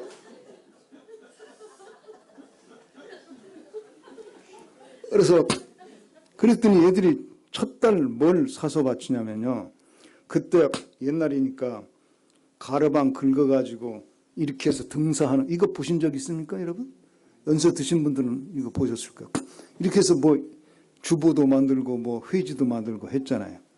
그 시절인데, 그 시절에 좀 발달된 게 나왔는데 연전 등사기라는 게 나왔어요. 원지를 긁어서 동그만 통에다 이렇게 붙이고 이거 돌리면 인쇄가 되는 한 단계 발전한 연전 등산기라는 게 그때 나왔다고. 그 얘네들이 이걸로만 쓰다가 이거 쓰다 보면 여기 막 시커멓게 묻고 그랬거든요. 그 연전 등사기를 사다가 바쳤어, 교회에. 그래서 주일날 가지고 와서 청년회장이랑 부회장이 그걸 들고 와서 여기다 갖다 바치는 예식까지 하고 이 청년들의 미래를 잔뜩 축복하는 기도를 같이 해주고 이렇게 했어요. 그랬더니 이제 그 다음 달 한 달에 하나씩 바치는 거야. 그 다음 달은 이제 이게 가르방 긁으면 글씨체가 긁는 사람마다 달라져요. 근데 타자로 치면은 일정해지거든요. 애들이 타자기를 사다가 바치고, 근데 윤전 등사기하고 타자기는 사다 바치고 쟤들이 제일 많이 써요. 그 회지 만드느라고 제일 많이 쓰고. 그 다음에 세 번째 달에는 탁구대를 사다 바치고 쟤들이 제일 많이 쳐요 또. 이렇게 해나갔어요. 그렇게 이제 한 석 달 간 다음에 또 식사 초대를 해요. 식사 초대를 했더니 이놈들이 눈치채고서 우리 안 갈래요. 아, 이번엔 소 잡아놨는데, 소 잡아놨는데 안 오면 어떡해? 그랬더니 이제 안 간다고 뭐 앙탈도 부리다가 또 왔어요. 와서 이제 먹은 다음에 또 얘기를 했어요. 야, 다 커가지고 직장 생활하는 청년이 부모님께 용돈 안 받는 거 아주 지극히 당연하고, 또 부모님께 용돈 드리는 거 지극히 당연하고, 이거는 안 믿는 청년들도 그 정도 수준은 다 하는 거야. 예수 믿는 청년들로는 그거보다 한 단계 더 가야 돼. 아, 그거 뭐 어디까지 가라고요? 내가 그러면 하나 구체적인 제안을 할까? 해보세요. 이 미량 읍내에 분명히 소년, 소녀 가장이 있을 거야. 부모를 일찍 잃어버려서 어린데 혼자 사느라 고하지 말하자면 이런 애들이 있을 것이고, 아니면 반대로 자식 없이 혼자 늙어가는 무위탁 노인들이 있을 거야. 그 읍사무소에 가서 공식적인 통계부터 조사하고, 그리고 실제로 신방해봐, 그 사람들. 그리고 나서 청년의 사업으로 이 고아들 돌보는 사업 하든지, 무위탁 노인들을 섬기는 사업을 하든지, 그 청년의 사업으로 그런 걸 좀 해야 이게 크리스찬이 한 발짝 더 나가는 거 아니냐. 그냥 우리 청년에 자립했다. 그 자립이 무슨 의미가 있냐, 그거. 그 정도 가지고는 그거 안 믿어도 다 그 정도는 살아가. 우리는 자립하는 정도 가지고 아니다. 뭔가 복이 되는 차원까지 가야 된다. 이제부터는 너희들은 복이 되는 차원으로 가는 거다. 그렇게 과제를 줬더니 임원들이 이제 진짜로 읍사무소 가서 공식 통계부터 조사를 하고 다 신방을 다 한 거야. 신방하더니 너무 많아서 다 감당 못 하겠습니다. 그러면 일부라도 해. 그랬더니 우리가 이 고아들은 나이 차이가 얼마 안 나니까 우리가 도와줘가지고는 걔들이 자존심이 상할지 모르니까 그거는 어머니들, 여선교에서 하게 하고, 우리는 의지할 데 없는 노인들, 우리가 젊으니까 이 노인들 이렇게 막 섬기면서 도와드리면 좋겠다. 그래서 무위탁 노인을 섬기겠다. 그렇게 선택을 하고는 이제 그 신방을 다 했기 때문에 집을 아니까 그 쌀 사다 드리고, 겨울에 그때 연탄 떼던 시절이니까 연탄 사다 드리고, 정기적으로 목욕시켜 드리고 뭐 이런 거 이러면서 저희들 헌금해가지고 이제 섬기는 거죠. 그렇게 섬기다 보니까 얘들이 나중에 크니까, 나 떠난 뒤라도 크니까요, 아예 그 사업으로 아파트를 두 채인가 이렇게 구입해가지고요, 그 노인들 다 거기 이사해서 아파트 살도록 하고, 주일날 승합차 가지고 딱 그 아파트 대면 모두 100% 교회로 모시고 오더라고. 이렇게 성장하더란 말입니다. 그래서 청년들을 그렇게 지도했고, 그리고 이제 거의 1년이 이제 다 돼가는데 식사 초대를 한 번 더 했어. 얘들이 안 가요, 목사님. 우리 허리 휘어지겠어요. 안 가요. 이번에는 또 통돼지 잡아놨으니까 오라고 왔습니다. 왔더니 애들이 그래요. 목사님, 먹기 전에 다 말씀하세요. 우리 또 무슨 말씀하시는지 궁금해서 밥도 못 먹으니까 다 말씀하세요. 그래. 에이, 사람들아, 뭐 심각한 거 아니니까 즐겁게 먹고 천천히 얘기하자고. 그 먹고 나서 지들이 챙겨 빨리 말씀하세요. 그래, 얘기하지. 내가 요번까지만 하겠다. 요번까지만 하겠는데 자네들 정말 사랑스럽다. 야, 부모한테 용돈 안 따쓰는 것도 귀한 거고 용돈 드리는 것도 너무 훌륭한데 이렇게 의지할 데 없는 할머니, 할아버지들을 섬긴다는 게 아름답지 않냐? 그래서 보람을 느끼는 게 좋다, 이거. 정말 이건 잘하는 것이고 아름다운 것이다. 근데 내가 한 가지만 더 얘기하려는 건 자네들의 한계를 좀 더 넓혀주고 싶은 것이다. 그러니까 이거를 부담으로 받아들이면 자네들은 고생스러울 거야. 그러나 축복으로 받아들이면 청년회뿐 아니라 자네들 각자 인생 앞으로 엄청나게 큰 인생을 살게 될 거야. 그리고 말하기를 이제 선교를 좀 해야 되겠다. 선교비 헌금해라 그랬죠. 그 선교가 뭐냐고 또. 선교라는 말을 한 번도 못 들어본 거예요. 그래서 선교에 대해서 간단히 설명을 했는데 아직도 얘네들이 그 시골에서 세계 선교를 해야 된다. 이게 감이 안 오는 거예요. 그러면 좋아. 너희들 단계가 하나 더 남겨놔야 되겠구나. 그건 나중에 하자. 나중에 하고 눈에 보이는 것부터 하자. 이 밀양 군내에도 교회가 여럿이 있는데 미자리 교회가 있을 거야, 분명히. 교파를 초월해서 미자리 교회, 교회는 있는데 목사님 생활비도 그 헌금으로 안 나오는 작은 교회들이 있을 거야. 그거 한번 조사해봐. 그리고 그 중에 너네들이 헌금해서 일부라도 이렇게 헌금해드리는, 선교 헌금을 해드리는 그 일을 좀 해보면 좋겠어. 그랬더니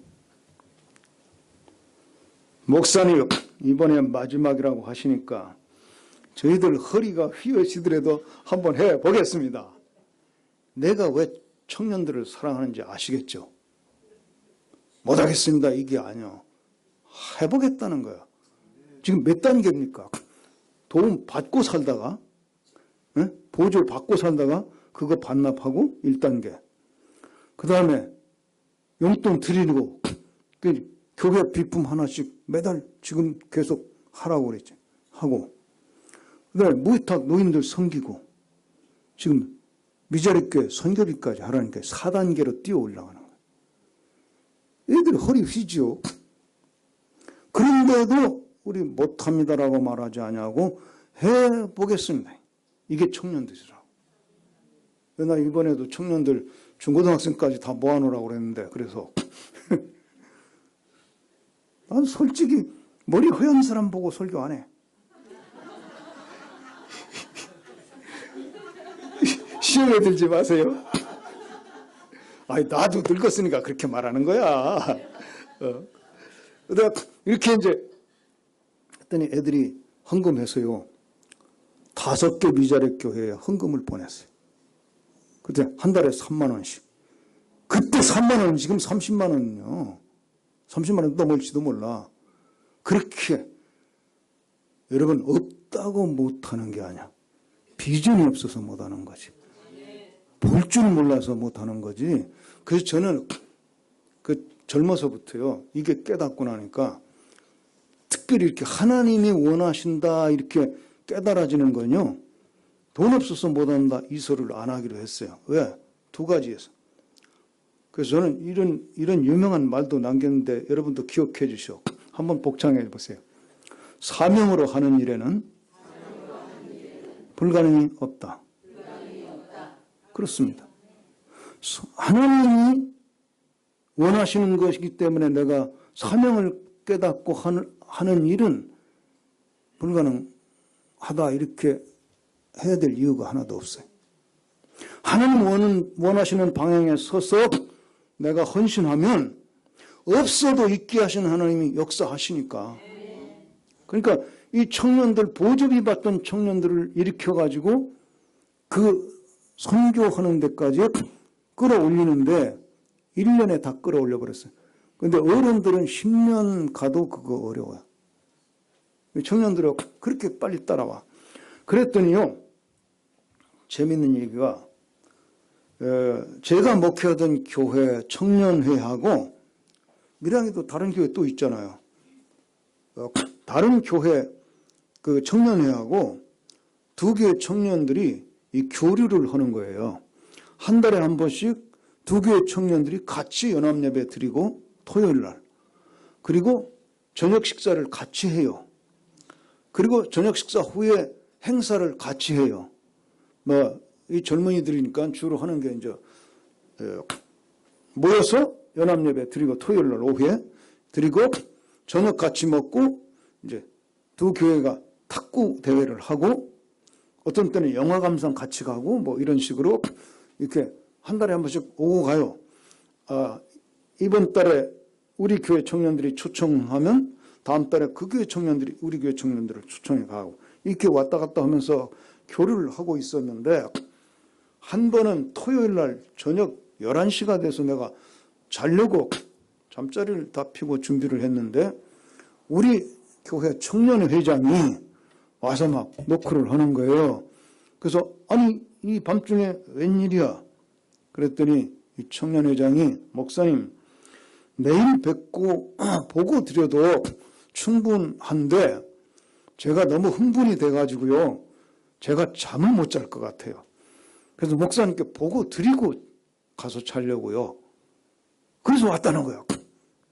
그래서 이 사람 너 자야 내일 하루 종일 주일 이제 이렇게 하려면 빨리 자야 되는데 이렇게 늦게 와서 그래. 그랬더니 그래도 제가 잠을 못 자겠는데 어떻게 해요? 그럼 얘기해봐. 그래서 깊이 들어오지도 않고 나도 잠옷 입고 있었고, 그래서 그냥 거실에 걸터 앉아가지고 얘기해봐. 그랬더니 목사님 오늘요 저쪽 교회 청년들이 우리를 초대해서 가서 연합예배 드리고 식사를 같이 하고 탁구 치고 왔는데요, 흥분되는 거예요. 왜? 탁구 이겼냐? 목사님 탁구 이긴 정도가 아니고요. 그럼 뭐 빨리 얘기해봐. 나 졸려. 그랬더니 예배가 끝난 다음에 우리가 식사를 같이 하는데 그쪽 임원들하고 우리 임원들하고 같은 식탁에 앉게 되잖아요. 그래서 내 회장이 내 옆에 앉았고 이렇게 같이 저녁 식사를 하는데 그 회장이 막 자랑을 막 늘어놓는 거예요. 뭔 자랑? 들어보세요. 이 친구가 자랑하기를 우리 교회에서는 청년에 대한 관심이 아주 지대하다. 그래서 우리에게 보조비를 한 달에 50만 원씩 준다. 이걸 자랑했다는 거야. 그때 50만 원은 크죠. 한 500만 원 될 거야, 지금 뭐. 그 크죠. 그거 막 자랑했다는 거야. 그 듣다 보니까 우리 청년회장이 그걸 듣다 보니까 이게 진짜 가소로운 거야, 이게. 그래서 그 자랑 듣다가, 야, 인마, 그걸 자랑이라고 하냐? 대학교 놈의 자식이 부모한테 용돈 탔으면서 그걸 자랑하냐? 이렇게 야단쳤다는 거야. 뭔 소리야? 인마, 우리도 보조비 예산 다 있는데 우리는 다 그거 반납하고 있다. 왜 자립 못하고 청년이 보조비 받고 있냐, 아직도? 그 정도인 거 아냐? 우리는 부모님께 용돈 드리고 있어. 그건 뭔 소리야, 그러니까. 우리 한 달에 한 번씩 헌금해가지고 교회에 꼭 필요한 비품을 바치고 있다고, 지금. 그 정도인 줄 아냐? 우리는 헌금해서 밀양읍에 의지할 데 없는 노인들 쌀 사다 드리고 연탄 사다 드리고 목욕시켜 드리고 이발시켜 드리고 이렇게 하고 있어. 그걸 자랑이래. 그 정도인 줄 아냐? 우리 헌금해가지고 밑자리 꽤 다섯 교회나 지금 후원하고 있어. 어디 다 큰 놈이 용돈 탔으면서 그걸 자랑이라고 그래? 이러고 한 방 먹였더니 지금 막 흥분이 돼가지고 자면은. 여러분, 정직하게 대답해 보시오. 어떻게 성장한 청년들이 큰일 할 것 같습니까? 응? 용돈 받아 쓰던 애들이 큰일 할 것 같습니까? 그거 반납하고 선교까지 하던 애들이 큰일 할 것 같습니까? 그래서 그때 교육받은 청년들 중에 지금 장로 되어가지고 사업하면서도 이 한국에 들어오는 유학생 선교를 해가지고 아주 유명해진 장로도 있고요. 자기 돈 써가면서 막 하나님이 중국 선교하기 어려운데 중국 유학생들이 한국에 막 밀려 들어오는 거예요. 웬만한 학교 가면 중국 유학생이 1000명씩 와 있어요. 이 장로가 그걸 보더니, 야, 이거는 하나님이 주신 위대한 축복의 기회다. 내 재산을 다 털어서라도 이 사람들 전도해가지고 들여보내면 중국 선교 이건 너무 쉬운 건데, 그래가지고 이 중국 선교 운동을 해가지고요, 지금 전국적으로 번져나가요. 부산에서 부산대학 중국 유학생들 하다가 이게 번져서 건국대학 앞에 선교센터를 세우고 충남대학 앞에 선교센터를 세워서 유학생 선교하게 만들고 전국으로 지금 번져가고 있다. 언제 누구한테 교육받아서? 청년 시절에 이강천 목사한테 복이 되는 교육을 받아가지고 자기 혼자 잘 먹고 잘 살, 이걸로는 오히려 만족이 안 돼.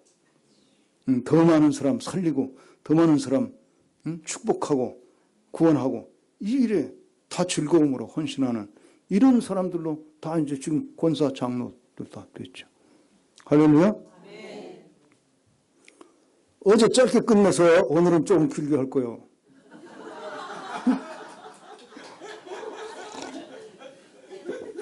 첫날 짧게 끊어줬더니 이번 부흥사는 짧게 해주시는구나 이렇게 기대했지. 길게 할 거야. 12시까지만 할게.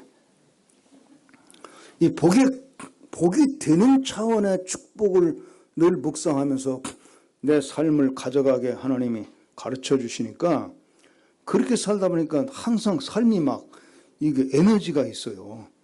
역동적이에요. 막 불가능한 게 없다고 생각하고 하니까. 그렇게 내가 이제 선교에도 열심히 했거든요. 선교사 후원하는 막 교회를 만들고 이렇게 하다 보니까 제가 소문이 나왔어요. 이강천 목사는 보통 목회만 하는 게 아니라 막 선교를 열심히 하는 목사다. 이 소문이 났는데 제가 속한 교단에서 선교를 담당하는 책임자, 실무 책임자가 장로교회에서는 선교부 총무라고 부르고요. 제가 속한 성결교회에서는 그걸 선교국장, 국이 있고 그 국장이라고 불러요. 근데 선교국장 자리가 이제 바뀌게 되는데 비었죠. 총회장하고 총무가 나를 찍어놓은 거예요. 선교국장 자리에 이강천 목사를 앉혀야 되겠다. 왜냐하면 선교국장은 우선 영어를 잘해야 된다. 그래야 전 세계를 선교하는 일에 이제 가서 다 협의도 하고 하면서 선교사 막 파송하고 관리하고 하여튼 세계적인 마인드와 세계적인 언어, 그다음에 선교에 대한 뜨거운 불 이런 게 내가 다 있었잖아요. 그러니까 이 사람을 앉혀야 우리 교단 선교가 진짜로 세계 선교 제대로 할 거다. 그때 세계 선교는 그때 초기 단계였죠. 그래가지고 그 총회장하고 총무하고 나를 찍어놓고 막 꼬시고 내가 목회하는 교회 장로님들 꼬시고 내놓으라고 더 큰 일을 위해서 이강천 목사님 내놓고 목회만 잘하는 목사는 이강천보다 더 훌륭한 사람 더 많으니까 다시 모시고 이 사람은 우리 교단이 세계를 상대하는 창구로 그 역할을 해야 되니까 내놓으라고 하는 바람에 제가 선교국장으로 근데 우리 장로님들이 내놓더라고. 나 서운했어요. 내놓더라고. 큰일 가서 하시라고 내놓더라고. 내놓아서 갔는데 여러분 생각해서 그럼 내 속에 천하만민 모든 족속 이거 맨날 기도하던 거거든요. 천하만민 모든 족속 구원하고 축복하기 위해서 날 써달라고 맨날 기도했단 말이야. 근데 그거 맡으라는 거예요. 그거. 그러니까 제대로 간 거예요? 날개 달았어? 아이고 나는 선교국장 막 더 가가지고 얼마나 실망을 했는지 날개 꺾였어. 이름은 선교국장인데 선교국장 출장비 예산도 하나도 없어. 선교국장이 책상에 앉아서 사무만 보고 앉아있으면 사무원이지 이게. 세계를 상대로 하려면 세계 드나들면서 개척, 선교 개척도 하고 선교사 파송도 하고 선교 협의도 하고 다 해야 되잖아. 이 출장비 예산이 하나도 없어요. 그때 그랬어요. 우리들 형편이 다 그랬다고. 그러니까 차라리 내가 목회했으면 목회에서 교회 힘을 길러가지고 선교사 막 파송했을 거예요. 그럼 계획 세우고 했었거든. 근데 이거 출장비 하나도 없으니 이게 뭐야? 사무나 보고 앉아있으라고? 그래서 내가 하나님께 신세 한탄했어요. 난 날개 달아주는 줄 왔더니 날개 꺾어버렸네요. 하나님께서 뭐라고 하실 것 같아요? 없어서 못한다고 하지 마라. 그죠? 그게 평소 내 신앙이었잖아. 근데 왜 여기 와서 출장이 없다고 네가 투덜거리냐? 없어서 출장 못하냐? 없어서 세계선교 못하냐? 이놈아, 사명으로 하는 일에는 불가능이 없어. 왜냐하면 나는 없어도 있게 하는 하나님이야. 너 지금까지 그거 믿고 살아왔잖아. 왜 여기 와서 그걸 못 믿어? 알았습니다. 그래서 선교장 출장이 많이 필요해요. 세계 돌아다녀야 돼요. 그때부터 나는 돈이 없어서 못 간다. 이건 이미 안 하는 거니까. 출장비 없어서 출장 안 간다. 이건 없어진 거야. 출장비 없어도 이 선교 사역을 이루기 위해서는 출장 간다. 간다 하면 가는 거예요. 할렐루야. 제일 먼저 어떻게 하겠어요? 안방 모금부터 해야지. 안방 모금이 뭔지 알아들으셔? 생활비에서 먼저 쪼개야지. 그러나 생활비 쪼개가지고 이 선교를 위한 출장이 다 다닐 수가 없어요. 그렇죠? 그래서 내가 지금 감사한 게 뭐냐면요. 여러분 잘 들으시죠. 이건 부담으로 들으면 굉장히 부담스러워. 축복으로 들으면 여러분 엄청난 여러분 인생의 축복이 되는 거야. 뭐냐? 일단 자비량 선교를 그때 훈련받은 거야. 선교 출장 나가는 거 다 내 자비량이다. 월급에서 생활비에서 쪼개가지고 아끼고 쪼개고 해서 제 아내도 훌륭하죠. 사실 아내가 훌륭합니다. 이거 아내가 동의 안 해주면 못하는 겁니다. 그래서 제 아내도 이제 다 알아. 이제 하나님 뜻대로 하는 일에는 불가능이 없다는 거 알아. 그리고 주를 위해서 그냥 받쳐 써버리면 또 죽겠어. 공급한다는 것도 알아 이제.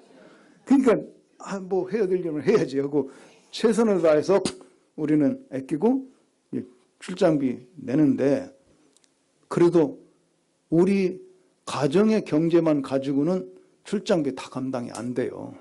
안 되니까 우선 내 생활비에서 뗐으니까 당당하잖아요.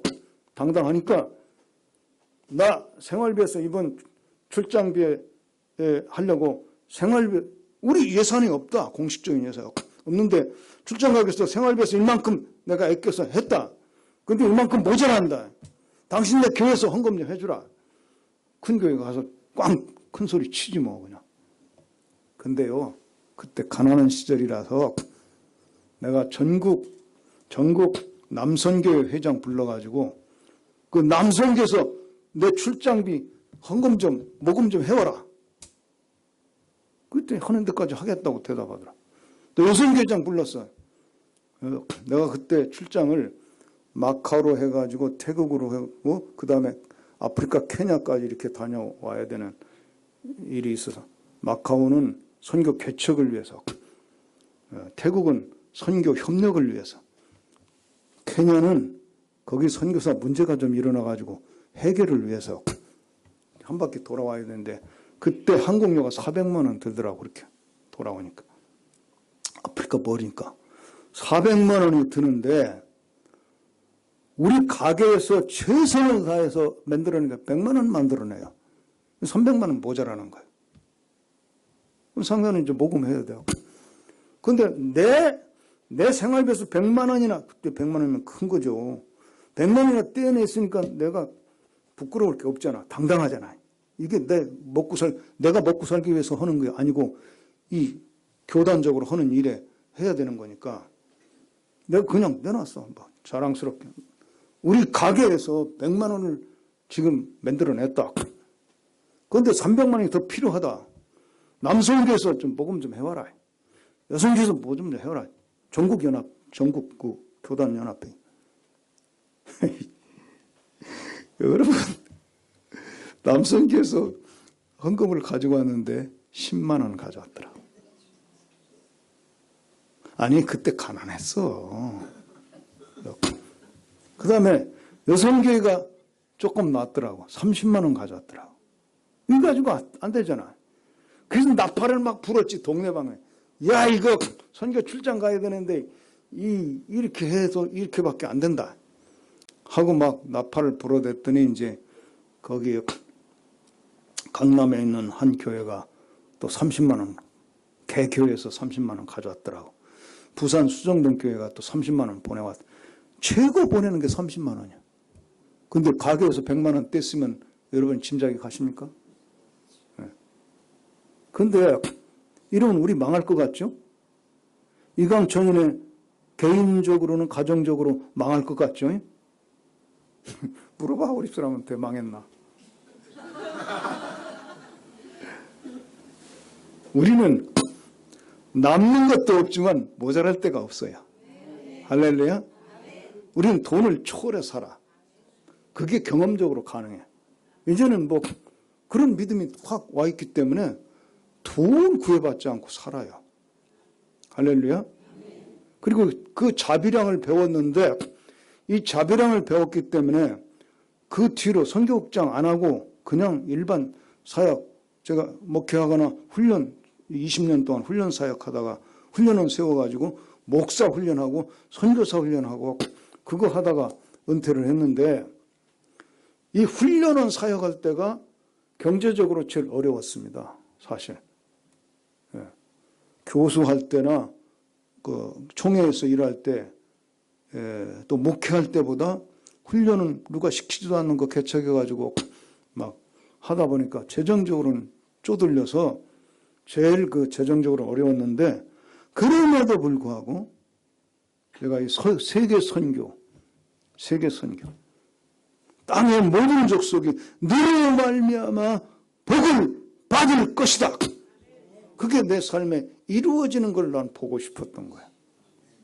그래서 이 선교국장 하면서 자비랑 선교를 훈련하기 시작했더니 그래 가는 거야. 자비랑하고 가는 거다 항상. 선교는 자비랑하고 하는 거다. 내 돈 들여서 하는 거다, 선교가. 이렇게 연습이 됐다고.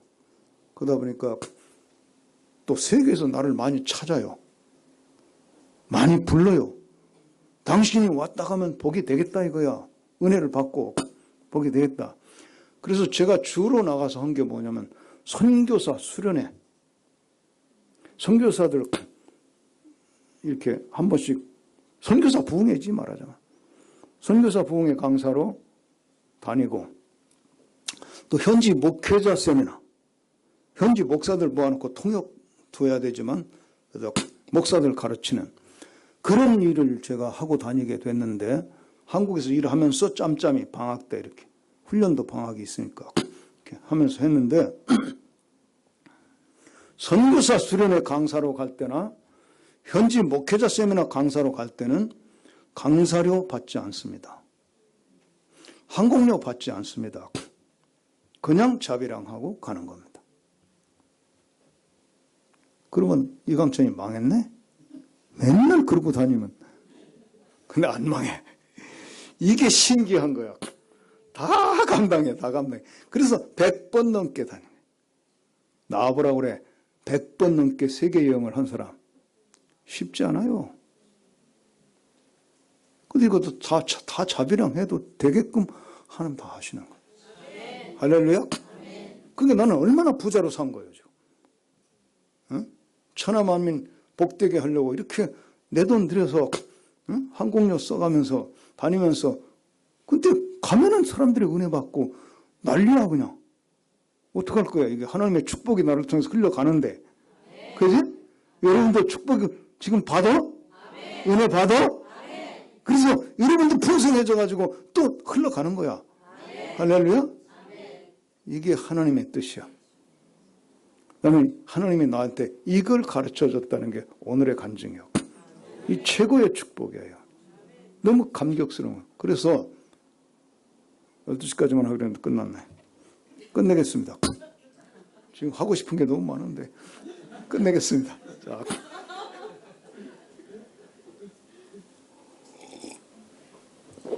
나는 이 주제만 나오면 막 내가 설레고 막 흥분이 돼. 여러분 다 같이 이번 요 타임 주제 생존을 넘어 사명의 세계로. 자 시작. 생존을 넘어 사명의 세계로. 우리가 밥이나 먹고 산다고 인생이 아니야. 하나님의 뜻을 내 삶을 통해서 이렇게 실현하되 그게 방향은 두 가지 방향이야. 하나는 하나님의 사랑을 실천하는 거. 하나는 복음을 땅끝까지 전하고 천하만민이 구원받게 하는 거. 여기에 우리가 쓰임받게 되면 이것처럼 기쁜 게 없다니까. 그러니까 여러분 우리가 돈을 많이 버는 이유가 뭐예요? 잘 먹고 잘 살기 위해서 돈 많이 버는 게 아니야. 그리스도인들은. 뭐 때문에 돈을 많이 벌어야 돼? 그런 사람 먹여야 되니까 돈을 많이 버는 거야. 할렐루야? 그 다음에 복음 전해야 되니까 그 경비 되기 위해서 돈을 많이 버는 거야. 이게 우리의 감격이고 보람이고 이렇게 살다 보면요. 지칠 줄 모르는 에너지가 솟는 거예요. 내가 그 중국 선교한다는 장로님 만나보면 내 제자지만요. 자기 돈 들여가면서 그렇게 막 하는데 너무 즐거워서 세상에 이렇게 즐거운 인생이 어딨냐 이거야. 이렇게 보람 있고. 요즘은 이제 중국으로 신방 다녀요. 여기서 졸업하고 들어간 학생들 신앙생활 잘 하는지 어쩌는지 가보느라고 중국 신방 다녀요. 그러면서 또 중국하고 사업이 연결돼서. 오늘 이 간증이에요. 여러분에게 부담으로 들리는 건 아니겠죠? 이건 축복으로 들려야 돼. 이건 축복. 나 여러분 부담 느끼라고 이런 거 얘기하는 게 아니야. 진짜 축복받고 살자고 우리가. 진짜 축복은 복이 될 때 진짜 축복이에요. 할렐루야. 자, 복이 되기 위해서 오늘 기도는 제가 직접 좀 인도하겠는데 둘씩 짝을 지어보세요. 둘씩. 둘씩 짝을 지어보세요. 짝이 없는 사람은 짝을 찾아가세요. 그치?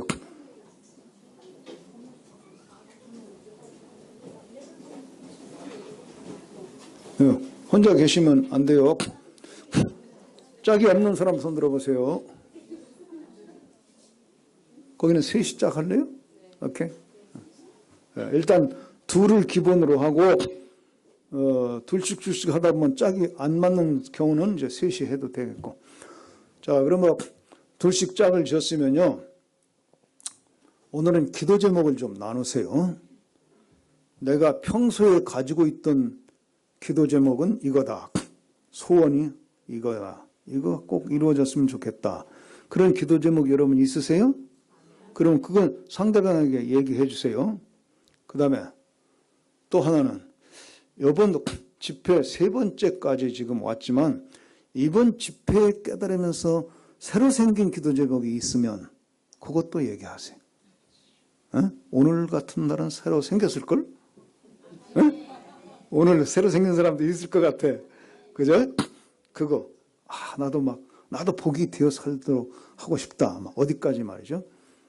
내가 저 오스트리아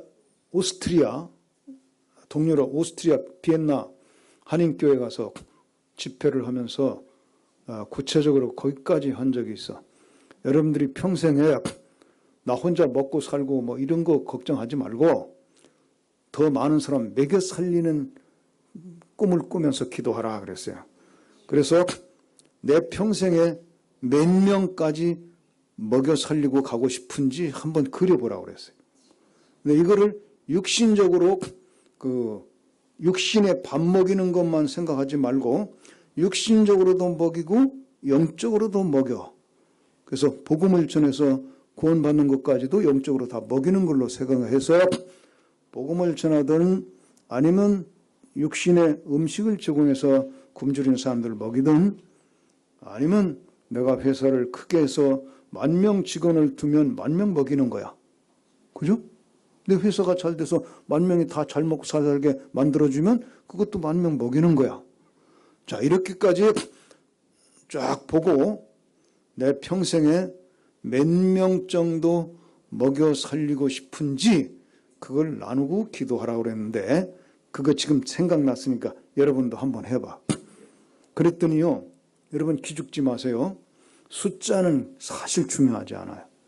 딱 자기들이 느끼는 그 감동에 의해서 탁 쏟아져 나온 숫자니까 우리가 수를 다 세어볼 수가 없잖아요. 근데 그 담임 목사님이 그러더라고. 끝난 다음에 내가 그 교회는 선교를 참 많이 하는 교회예요. 선교사 99명을 후원하고 있어.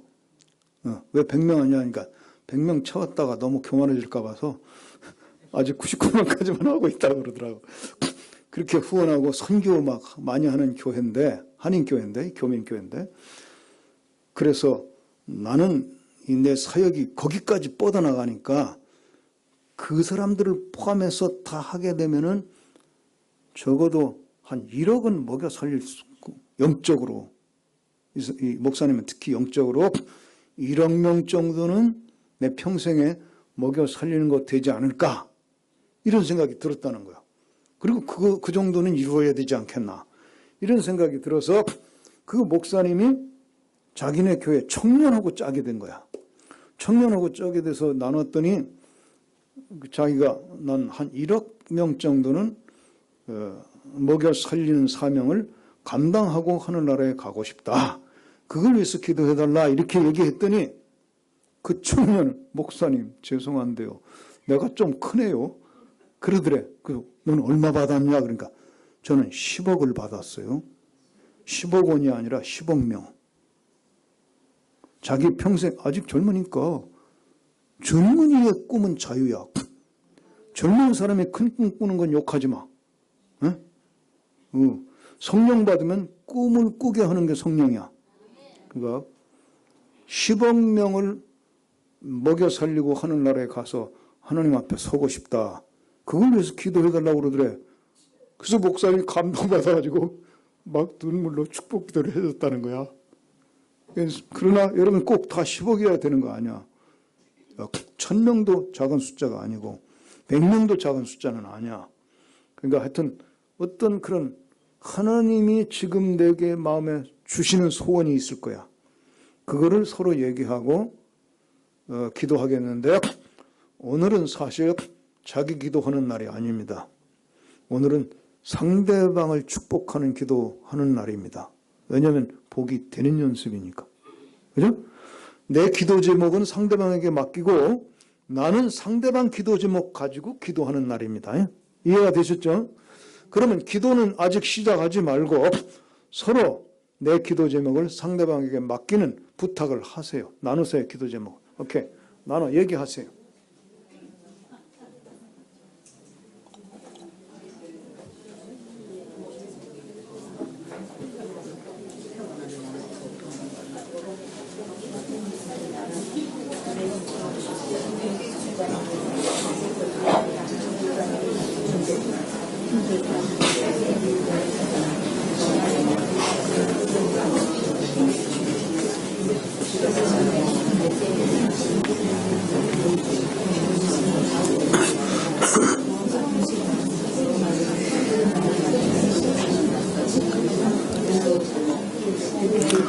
연세가 드신 분들은요, 자기 평생에 지금 먹이려고 하면 이게 능력이 모자라잖아요. 그러면 어떻게 기도를 하면 좋냐면 내 손주를 통해서 그런 역사가 있기를 기도하시면 돼요. 그런 소원이라도 얘기하시고.